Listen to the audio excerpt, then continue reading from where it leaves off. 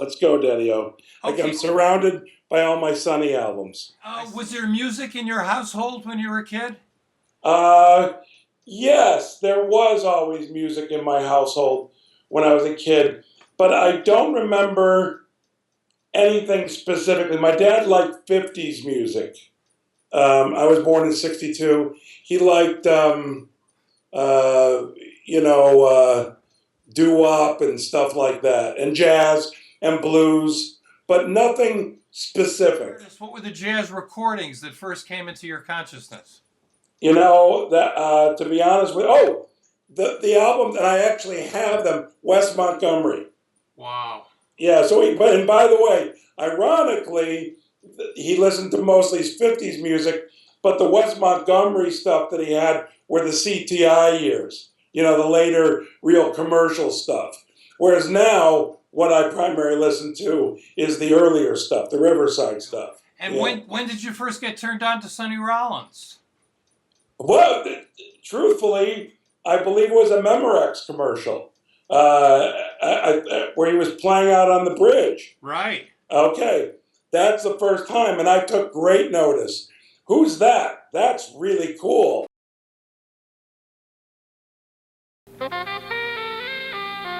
In 1959, after 12 years of success, a great jazz saxophonist decided he wasn't good enough. Sonny Rollins dropped out of the music business. Night after night, he stood alone on the Brooklyn Bridge and practiced. For months, he blew his music to the stars. And when he felt the time was right, Sonny Rollins came back to his public. Since then, his records have earned the highest acclaim. And today, Sonny Rollins is, at last, good enough. The first album that I got of his, a CD, was Way Out West. And it was combined with, hold on a second here. Is it behind me? Oh, here it is. It was a CD, and it was this album and Way Out West together on one CD. And I really dug Way Out West. And then from there, I just kept on buying everything I could on CD. And then past 10 years or so, I've been very much into vinyl. And so I have at least a dozen of his albums. What is it about Sonny's playing that gets to you? Well, tone for sure, but I think more than anything, Sonny Rollins' rhythm. My favorite Sonny Rollins song is actually Without a Song. And the rhythm of that gets me every single time, just pulls me in. So I think, everything, it's all encompassing with Sonny, but the rhythm. What jazz do you listen to today besides Sonny? Oh, I listen to, I have a thing for the big sounding, like Ben Webster. I love Ben Webster. I love Coltrane. I love Miles Davis. I love Monk. I love Bill Evans. I listen to anything that's great. I listen to classic jazz. I also listen to classic rock and roll, blues. I love John Lee Hooker. I love Buddy Guy. So, I have a wide range, but primarily, jazz is my thing. Second, when did you develop an interest in comedy, Jeff? In kindergarten, I guess. Nursery school. No, not kindergarten, nursery school. I discovered that I made the other kids laugh, and that made me feel good, and I never stopped from nursery school on. When I was 8 years old, my parents took me downtown Chicago to see Jimmy Durante. I asked them on the way home if that was a job. They said yes. I said, that's the job that I want. The interest in Jack Benny, what was the catalyst for that? Jack Benny just... You know how certain people hit your funny bone. The two people that really hit my funny bone were Jack Benny and Jackie Gleason, and I watched reruns of them. And then with Jack Benny, I started listening to the radio shows. But Jack, and my favorite movie, one of my favorite movies, is To Be or Not to Be. I think it's a Lubitsch movie, Ernst Lubitsch. Right. And it's really one of my favorites. I love that. And a fan of the Honeymooners? Oh, very much so. My gosh. Yes, the classic 39, the Lost episodes, the musical episodes, all of them. Yes, very much so. Jackie Gleason was a big jazz fan himself, and in fact, he recorded a number of recordings and used the great trumpeter Bobby Hackett. Bobby Hackett with that great sound. My favorite one is the first one, Music for Lovers Only, but I have a bunch of them. But the first one is really such a beautiful album. And it came about where Jackie Gleason was in the movies watching, my brain, Clark Gable seduce a woman by playing music. And he said, if Clark Gable needs music, everybody needs music. And that's what he did, why he did Music for Lovers Only. Let's talk about the process of improvisation and comedy. Yes. What is the process by which Second City operated and you operate as a stand-up in terms of utilizing improv to develop routines? Well, there's two things that I think are really important in terms of the Second City way, which I use as an actor, which is you get what you get from the other person to use to like explore and heighten whatever they give you. However, the most important thing as an improvisational actor is, and you have to have this in your head, and that is making the other actor look good. If you're trying to make the other actor look good and he's trying to make you look good, guess what? You're going to look good. Doesn't always work that way. A lot of people go up on stage, they're selfish. They're not thinking of exploring. They're not thinking of making you look good. And it just doesn't, it's not fun. It doesn't flow. My job is to try and communicate what it is I'm trying to do to the audience. Sometimes they dig it, sometimes they don't. It's not my responsibility to make them dig it. I'm not selfish. I want them to dig it. I'm hoping that they dig it. But sometimes they don't, and that's okay, that happens.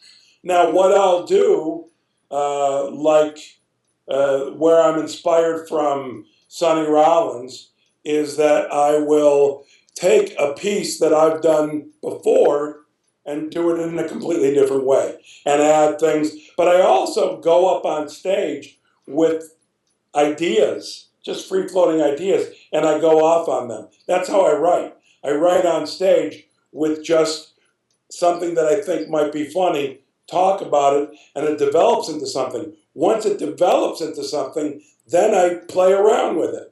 And I make it really big, and then I'll bring it back, and then it'll grow. And it's a constant process, but it's always interesting to me. Well, what you're talking about is also the way that musicians improvise. Right. Well, that's why my greatest influence as a stand-up comedian is really jazz music. And I can honestly say that I'm trying to think of anybody else. Maybe Louis C.K., I'll have to ask him if he feels the same way I do as far as that's concerned. But I might be the only, not a lot of my peers improvise. And sometimes I think maybe I'd be at Carnegie Hall if I didn't improvise, where I just did the thing and every night there was a consistency. Who knows? But I am an improvisational stand-up, and it is completely influenced from improvisational jazz. Now, in terms of improvising within a group, which is what musicians do, on Curb, you worked with a basic script and then improvised as well. Could you talk to us about that process? Sure. That process is, the script is normally a script for a television show, like a half-hour television show, a single camera, 35, 40 pages with no commercials like we have on HBO. Ours are 7 to 8 pages. So all the dialogue is improvised. So every take we improvise, at least I know I do, different dialogue. And every take I give Larry what he needs. I look at myself as Larry David's storyteller. Like I'm telling the story that he's thought of. I'm not trying to make myself look funny or look great, but I'm trying to make him look good and trying to tell the story that he wants to. So we'll do a take. We don't rehearse, zero rehearsal, which is also very unusual. And then after we do a take, myself, Larry, the other producers, we stand around and talk about it. And then we do it again. And then we do it however many times until we have it the way we want to. Or at a certain point, we're like, we only need this part to make sense. We have everything else. The fastest scenes are when it's just Larry and I and not other actors. The more actors, the longer it takes. The more people that aren't as experienced as improvisers, the longer it takes. But with Larry and I, it's just second nature. Now, Jeff, your feature film, Dealing with Idiots, was improvised as well. Could you talk about that process? It was the same thing as Curb Your Enthusiasm, same exact process. It was a full movie. The script was probably maybe around 20 pages. And we'd shoot the scene. I guess I discussed it a little with different people who were there, and also Erin O'Malley, who was a producer on Curb. But it was done the exact same way, all improvised with 1 million actors, 1 million locations, and I shot it in 12 days. It was, I don't know how I did it. If I had another week, I think it would be a much better movie. But, what I find fascinating about jazz, and I feel the same way about movies, in terms of when there's a jazz album recorded, it's done in a few sessions, a few days. It's not like, it's amazing the skill it takes to play jazz. Now, I love classic rock, what have you, the Allman Brothers, but some of the bands today take months to make an album, and the skill level is 1/100th as much as a jazz player playing jazz. And so movies, a lot of times people like doing 1 million takes, shooting over long periods. 12 days is kind of insane, but a lot of movies, sometimes they take 3, 4, 6 months. I don't get that. I think that I'm all about performance and energy. And that's why I think jazz albums are great. They're sessions. You go in, you kick it, you're done. Yeah, in particular, Miles Davis, Kind of Blue, Right. He didn't even show the musicians the music in advance of the session. They went in there, and a lot of the tracks on there were the first or second take, and that's the way Miles preferred to work when he recorded. But that's the best way. And who's to argue with Miles? Yeah. On the other side of the spectrum, Stanley Kubrick. I mean, he sometimes did hundreds of takes. Well, Stanley Kubrick is an exception to the rule. You know what I mean? And who's to say that Stanley Kubrick's movies wouldn't be just as great with a half dozen takes? But Stanley Kubrick was real specific in terms of he was specific in his looseness. What I mean by that is he didn't know exactly what he wanted, but he knew if he saw it, he'd know that's it. Jeff, as an improvising artist, let's go back to Sonny Rollins for a second. One thing about Sonny, his live shows in particular, he gets up to play and he can literally improvise for a couple of hours. As a comedian, drawing the parallel, is it difficult to just keep on improvising continuously for a long period of time? Not for me. That's what I do. And it's actually, I don't want to say easy, because I have respect for my art form, but I'm an improvisational stand-up. My peers, not so much. I don't want to feel like I've excluded anybody or there's somebody new, but it's what I do. I'll go up on stage with nothing. I won't even go up on stage with a preconceived idea. I'll tell another comedian before I walk up, I say, give me a word, give me a thought, and they'll say, light socket. Or I remember I remember a friend of mine came to my show. I said, I improvise my sets. He's like, really? I go, yeah. Give me something. And he gave me the orange guy with the crown that's on a bag of oranges. And I did 35 minutes on that guy, on how it came about, the meetings that led to it, the approvals. Like I did all the characters, and it was great fun. And it's just what I do. Speaking of Sonny Rollins, I want to just go to this. Do you know what show I was at? I was at the Carnegie Hall show with Branford Marsalis. Really? Yes. I still have the review from the Village Voice. And that show, it was in the 80s. I don't remember what year exactly. But at that time, Branford was the hot sax player. He was the coming up. He was the young lion. He was it. And so he and Sonny in concert, Carnegie Hall. My God. Now, Branford Marsalis, I'm sure, is a good guy. But Sonny, and it was, I don't know what, I can't go into Sonny's mind whether he was going to take him to school or not, or how much he dug the kid, how respectful the kid was to him at the time. I say kid to a man who's now probably in his 50s. But Sonny was, I don't even know, I can't even describe how brilliant he was, and great.